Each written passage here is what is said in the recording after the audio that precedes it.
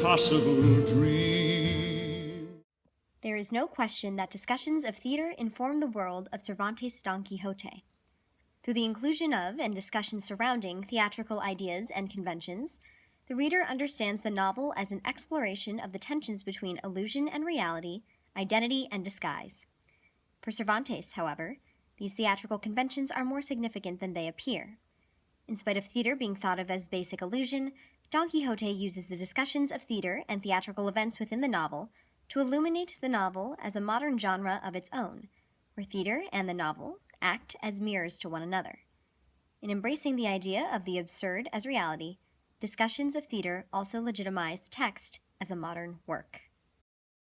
In Book 1 of Don Quixote, the character of the canon discusses the intersection of plays and the preconceived rules of art, or plays that are properly structured and plotted as art demands, and whether or not certain works can be considered of literary and artistic merit.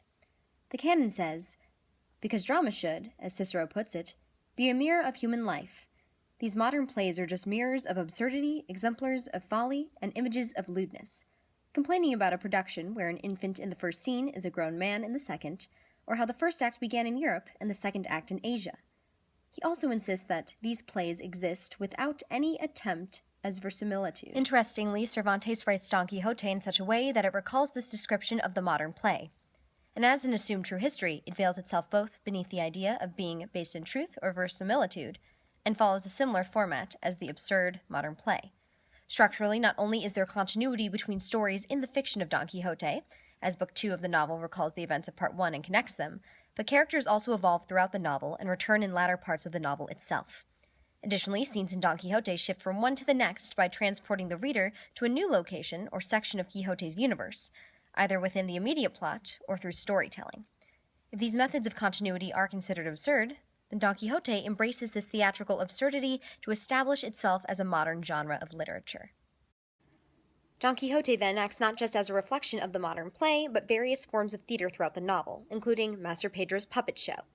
Not only is the puppet show presented as a true history, but its presentation also echoes the flaws of the novel found problematic by Cervantes' audience, where Don Quixote chastises Master Pedro's assistant for failing to narrate in a straight line, for his flights from the storyline, and general inaccuracy, offenses which Cervantes can be criticized for in the novel itself.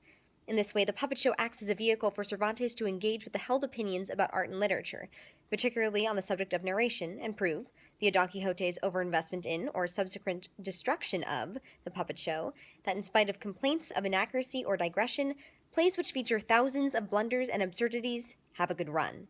They are believable. That is to say, through theater, as Cervantes' modern novel looks to the absurd as reality, it breaks literary convention and is still validated. Acceptance of the theatrical as reality consistently permeates the novel as well, through characters' actions. Don Quixote plays many parts as an actor in his own life, using books of chivalry as his script, adapting his title to Knight of the Sorry Face, then refocusing it as Knight of the Lions, and finally abandoning knight-errantry as the Shepherd Quixotis. But regardless of what title he assumes, Don Quixote is still seen as a madman by his immediate family and many he encounters. But what makes Don Quixote's transformation a reflection of theater is not just role-playing, but the way in which he brings others into his world. For instance, the priest and the barber, a narrator writes, knew that Don Quixote was mad, and they knew what sort of madman he was.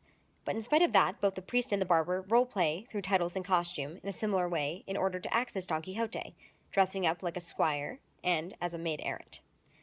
Essentially, by the priest and barber role-playing, they adopt Don Quixote's absurdity as their own reality and commit to it. They make a theatrical contract with Quixote, perform alongside him, and use his vernacular as a script, much like actors who play their parts. In the greater scheme of the novel, this returns to the idea of the aforementioned modern play, a mirror of absurdity. Therefore, as the priest and barber enter Don Quixote's world through costume, Quixote's absurdity becomes a mirror to their reality, so the absurd becomes real and is therefore legitimized. Thank you for watching. My name is Sara Kenney, and this is my third writing assignment.